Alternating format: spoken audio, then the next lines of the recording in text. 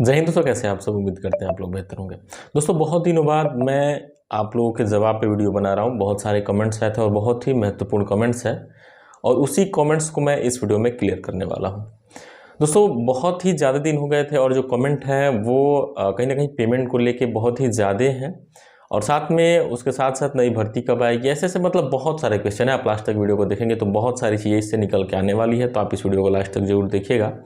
आपसे निवेदन करेंगे, अगर आपने हमारे चैनल को अब तक सब्सक्राइब नहीं किया है तो प्लीज़ जल्द से जल्द सब्सक्राइब कर लीजिए, साथ में बेल आइकन भी दबा लीजिए ताकि आपको हर एक लेटेस्ट अपडेट सबसे पहले मिले और आप सही जानकारी से रूबरू हो सके, सही जानकारी को जान पाए और समझ पाए। दोस्तों, जो सबसे पहला कमेंट मैं लेने वाला हूँ वो है, भैया सैलरी बढ़ेगी कुछ या 6,000 में ही घिसना पड़ेगा। ये पहला कमेंट है। दोस्तों, सैलरी तो बढ़नी ही है लेकिन फ़िलहाल बढ़ जाए ये कहना उचित नहीं होगा। सैलरी बढ़ेगी लेकिन आपको भी पता है कि सरकारें कब सुनती हैं, ये किसी से छुपा नहीं है। सरकार कब सुनती है ये आप सभी जानते हैं। सबसे बड़ी चीज़ ये देखने को मिल रही है कि आप लोग फ़िलहाल एक्टिव हैं, आप लोग फ़िलहाल चर्चा में हैं और कहीं ना कहीं आप लोगों की जो बातें हैं वो सरकार के कानों तक पहुंच रही हैं। ये एक बड़ी चीज़ है, ये एक आप लोगों की उपलब्धि है। तो ये उपलब्धि कहीं ना कहीं जैसे ही चुनाव नज़दीक आने वाले हैं वो चीज़ें कार्य करने वाली हैं। हो सके इस चुनाव में न आए, जो सांसदीय का चुनाव है 2024 का, उसमें न आए, लेकिन जब प्रदेश का चुनाव आएगा तो उसमें ये सारी चीज़ें कंफर्म होने वाली है कि उससे पहले, चुनाव से पहले ही कुछ न कुछ पेमेंट में इंक्रीज तो होने ही वाला है, ये कंफर्म है।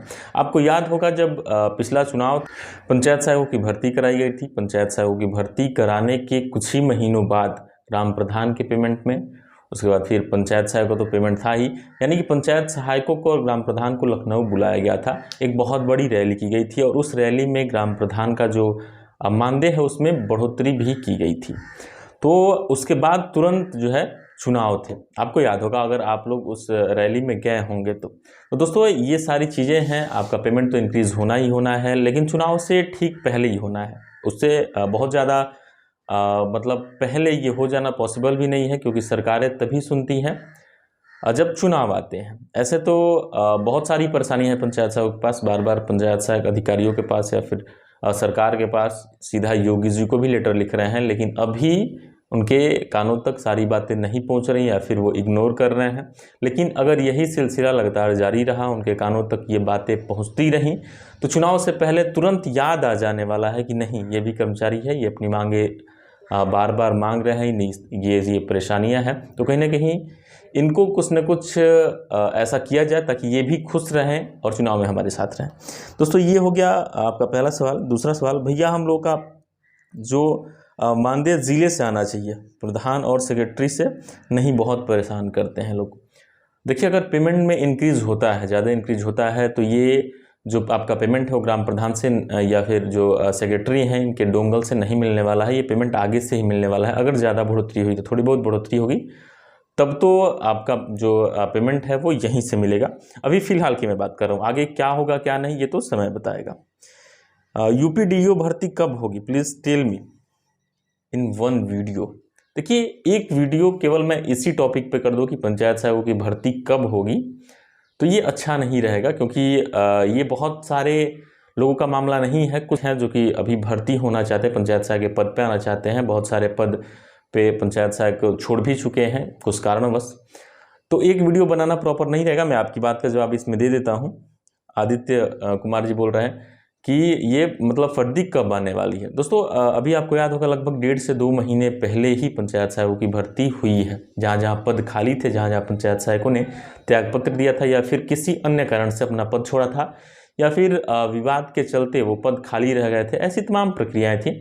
तो जैसे ही ऐसे आदेश आएंगे उसके बाद ये जहाँ जहाँ भी भर्ती खाली है वहाँ पे भर्ती को पूरा किया जाएगा। लेकिन दूसरी बार तो भर्ती हो चुकी है, अब तीसरी बार चौथी बार जिस तरीके से पंचायत सहायक इस्तीफा देंगे उस हिसाब से आपका जो ग्राम पंचायत का पद होगा पंचायत सहायक का वो खाली होगा, उसके बाद ही भर्ती होने वाली है। कुछ जगहों पे ऐसा भी है कि वहाँ पे पद खाली है, तो उसके लिए आदेश आएंगे, उसके बाद ही भर्ती प्रक्रिया होने वाली है। आगे सर इसका PDF भेज दीजिए।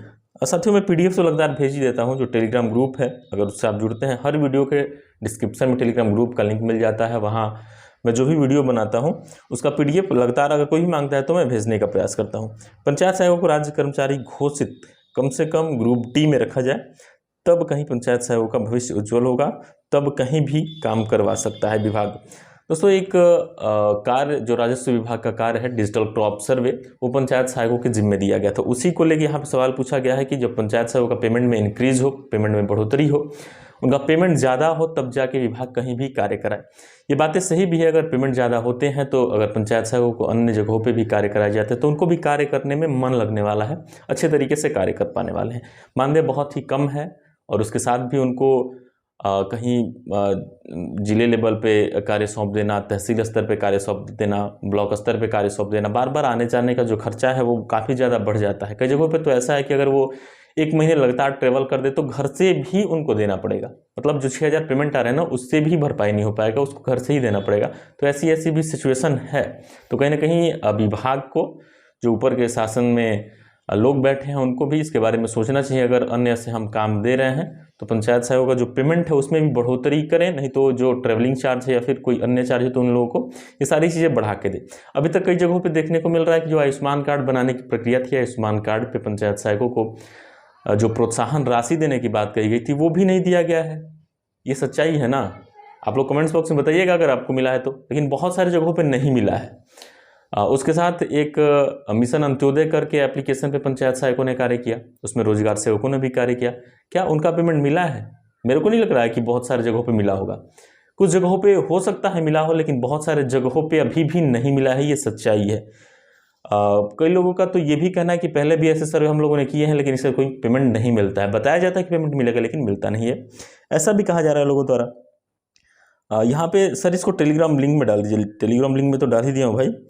बहुत दबाव बनाया जाता है, यही सर जो सर्वे की बात मैं बोल रहा था उसी के लिए बहुत ही ज़्यादा पंचायत सहायकों पर दबाव बनाया जा रहा था। हालांकि मैं बोला भी था एक वीडियो में कि ये जो एकजुटता है ना, कुछ पंचायत सहायक चले जा रहे हैं कार्य करने के लिए, कुछ पंचायत सहायक नहीं जा रहे हैं कार्य करने के लिए, तो ये माइनस पॉइंट है। कार्य करने के लिए अगर जाएँ तो सब जाएँ, नहीं जाए तो कोई नहीं जाए। क्योंकि दोस्तों यहाँ पे अगर कुछ जाते हैं कुछ नहीं जाते हैं तो जो नहीं जाएंगे वो दोषी ऐसे ही साबित हो जाने वाले हैं ना, कि आप ही को ज़्यादा परेशानी है, तुम्ही को ज़्यादा परेशानी है, जो जा रहे हैं वो कैसे कार्य कर ले रहे हैं। तो ये कहीं ना कहीं माइनस पॉइंट है। आप लोग यूनियन बनाइए और यूनियन के तहत कार्य करिए। नहीं जाना है तो नहीं जाना है, और जाना है तो जाना है, मतलब फाइनल डिसीजन पे आप लोग पहुँचे रहेंगे तो आप लोग मजबूत रहेंगे। अब भैया ये पंचायत सहायक का मनरेगा में MIS ID क्यों नहीं दे रहे हैं? एक अपडेट आई थी दोस्तों कि जो मनरेगा का कार्य है वो पंचायत सहायक ही संभालेंगे जहाँ पे रोजगार सेवक नहीं है। ये हर जगह के लिए अपडेट नहीं थी, जहाँ पे रोजगार सेवक नहीं है वहीं के लिए अपडेट थी। तो बहुत ही महत्वपूर्ण अपडेट थी पंचायत सहायकों के लिए। लेकिन अभी भी ये कार्य नहीं किए गए हैं। पंचायत सहायकों को मनरेगा की जो ID है वो नहीं दी गई है, पंचायत सहायकों के हाथों में मनरेगा की कमान को नहीं थमाया गया है। तो ये सारी चीज़ें हैं। और ये क्यों नहीं थमाया गया है दोस्तों, उसके तुरंत बाद आपको याद होगा जो रोजगार सेवक है उनका जो यूनियन है वो तुरंत एक्टिव हो गया था कि नहीं ऐसा नहीं होना चाहिए, है ना। तो वो भी एक बहुत बड़ा कारण हो सकता है। हालांकि मैं जो इसमें दिखाया गया था वो उस पर मैं वीडियो भी बनाया था, वो अपडेट भी है मेरे पास।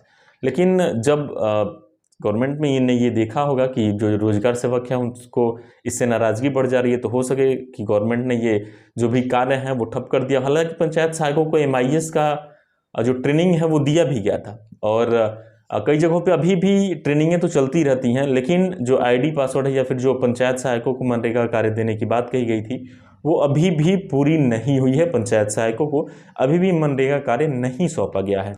वीरेंद्र कुमार मौर्य जी बोल रहे हैं कि भाई जो ग्राम पंचायत नगर पंचायत में कन्वर्ट हो गया है उन पंचायत सहायक के बारे में मुद्दा उठाया जाए प्लीज़।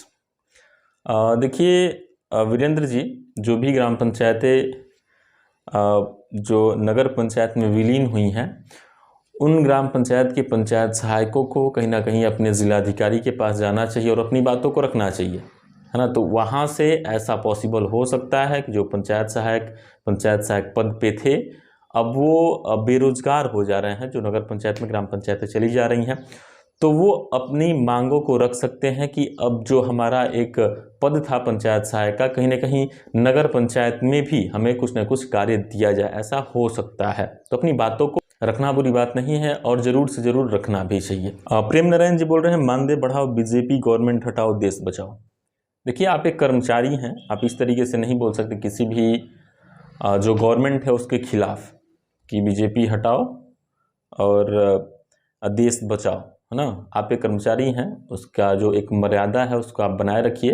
आपकी जो परेशानियां हैं उसको आप बोलिए कि हमें ये परेशानियां हैं, उसकी मांगों को पूरा किया जाए, हमारा पेमेंट नहीं बढ़ रहा है, हमें मतलब जो भी परेशानी है आप बोल सकते हैं।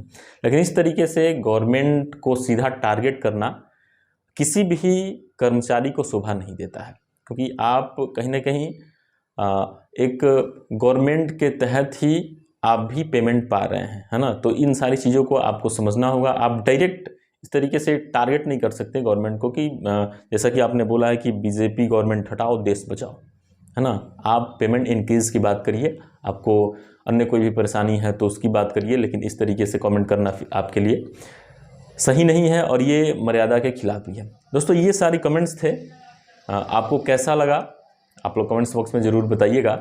मैं लगातार प्रयास करता हूं कि जो भी कमेंट्स आए मैं सभी को तो रिप्लाई नहीं दे पाता हूं, लेकिन जो मुख्य कमेंट्स मिलते हैं मैं सोचता हूं कि उसके तहत आप सभी को बहुत सारी चीज़ें जो निकल के आती हैं वो बता पाऊँ, दिखा पाऊँ। तो दोस्तों फिलहाल इस वीडियो में इतना ही, मिलते हैं अगली जानकारी के साथ अगली वीडियो में। फिलहाल के लिए दोस्तों जय हिंद।